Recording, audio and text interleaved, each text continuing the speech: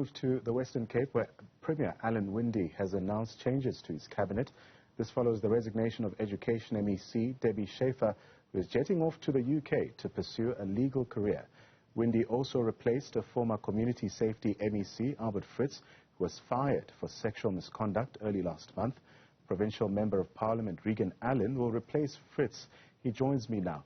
MEC Allen, a pleasure to have you on the program this afternoon. Firstly, let me congratulate you on your appointment, and thanks for joining us again on this program.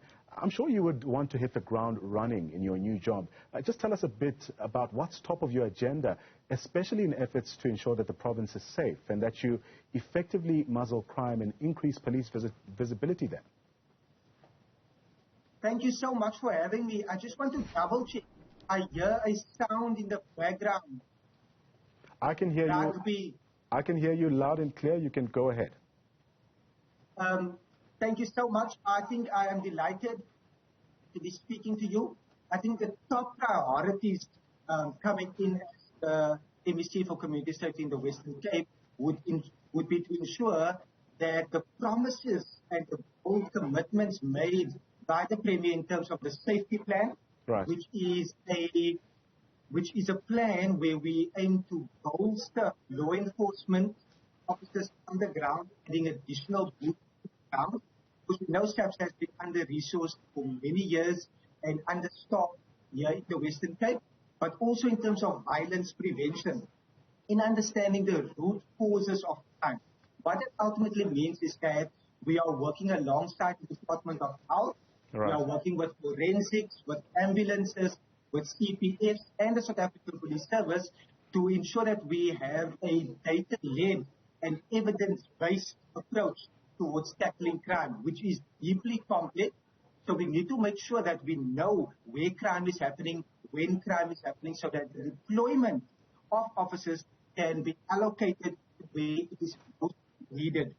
Growing up in Mitchell's Plain, I am fully aware of crime and the effects of crime and how it can cripple communities in them not reaching their full potential. So I am delighted. I'm wanting to hit the ground running. I have served as the chairperson of the Standing Committee on Community Safety. So I am familiar with the portfolio. Really looking forward to it. I wanted to unpack your strategy a bit further, especially relating to some of the prevalent crimes in parts of the province, notably the spike in Cape Town's ongoing gang violence. What practical steps do you intend putting in place to tackle this phenomenon? We are engaging the South African Police Service. The department has an annual policing needs and priorities report, right, which we make recommendations to the South African Police Service. For example, for the last 5 years, we have indicated that there is issues in terms of crime intelligence, but also the lack of detective and training that our detectives are getting. We have stations here in Western Cape, police stations that would have a detective handling a caseload of more than 250 doctors.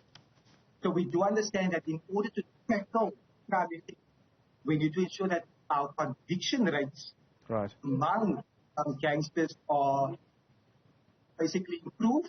I can confirm here today as well that for 80% of our crime hotspots in the Western Cape, I received information that there was a 0% conviction rate for the period of March 2020 to April 2021, and that can't be the case. We can't have a situation where there's a perception that crime pays and that gangsters are getting away with murder, with organized crime, which is tormenting communities.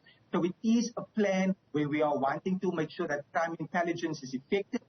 Our detectives are working. We currently have a acting head of the anti-gang unit. So I will be engaging with the police commissioner and with the South African Police Service to ensure that we cover all the potential loopholes that is crippling the South African Police Service, but also for the Department of Community Safety to come alongside the South African Police Service. I firmly believe that one should never play politics in safety, and I want to work with the South African Police Service. I've received messages from the police commissioner, as well as the deputy commissioner, even from the CPF chairperson here in the province, and various neighborhood watchers, because that will always be my approach, to see how can we jointly work together in order to have a whole of government, whole of society approach. I'm sure you've noticed the noticeable alarm of the lack of dedicated sites for destruction of illegal firearms in the province, which has also come into the spotlight in recent times. This week, you briefed the provincial police on the non-progress of identifying a site meant for the destruction, especially of confiscated firearms. Talk us through your own observations and the action that you're taking there. Thank you for raising this very important issue. In 2019, I raised the issue around the Western Cape not having a dedicated firearm destruction site, because a parliamentary reply revealed that biannually, twice a year only, any confiscated illegal guns are transported to Pretoria. Yeah. We have seen loopholes and gaps in terms of the transportation as well as the storage of those illegal guns, which often land up back on our streets due to corruption.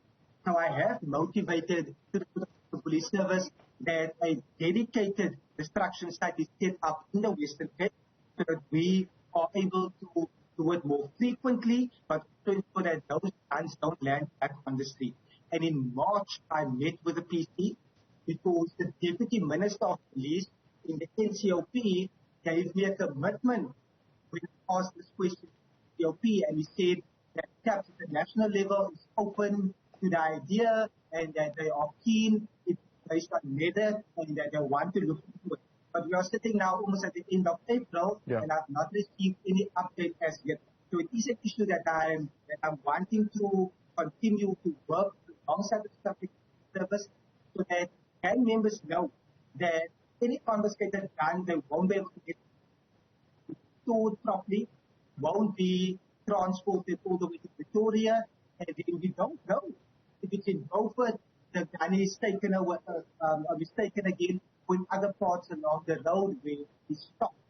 So that is one issue that I feel completely passionate about. I've seen the effects of gun violence in our society. And if I can add, I've done another matter in terms of the known drug houses now in the Western Cape, because I'm by the committee I was working on identifying the known drug houses in the Western Cape. And I found out that there was 1,557 known drug houses. Yeah. And we all know that drug houses are linked to organized crime.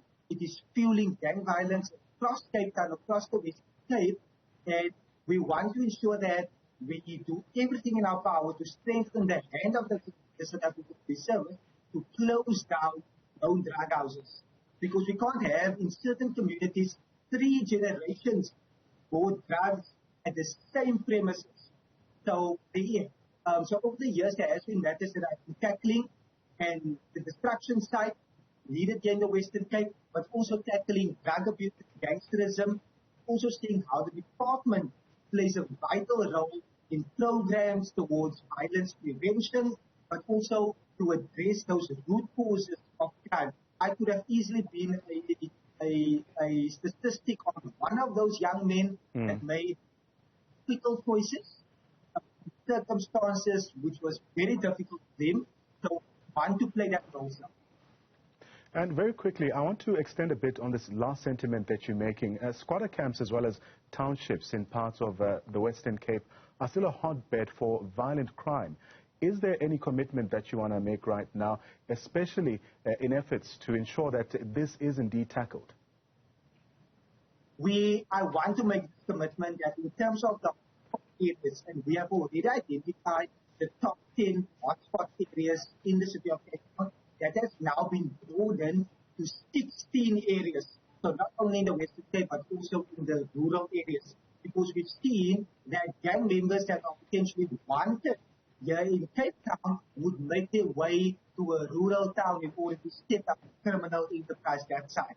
So we are working in terms of area-based teams, and that means that we bring the whole of society, the approach into a particular area that is plagued with violent crime, with gangsterism.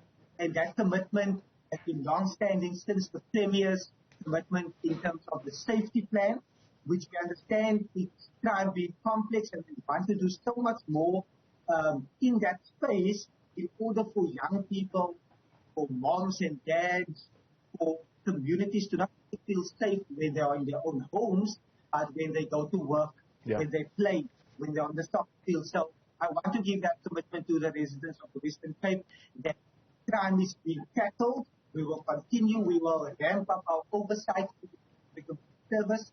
And we will want real-time data in terms of what is happening on the ground in real time in order to tackle. If we consider the crime stat, for example, that is released, it was previously released once a year. We then advocated it to be done more regularly. So I was delighted that it's now every quarter. But even every quarter, it's still a history lesson where we look at what happened in that quarter. And I want to ramp up on how we are able to do it in more real time in order to tackle it. I firmly believe that will result in convictions so that we are able to show that crime does not pay, that gangsterism has no place in the Western Cape. We are able to live a life where we feel secure and safe in the Western Cape. That's Reagen Allen. He's the newly announced Western Cape MEC for Police Oversight and Community Safety.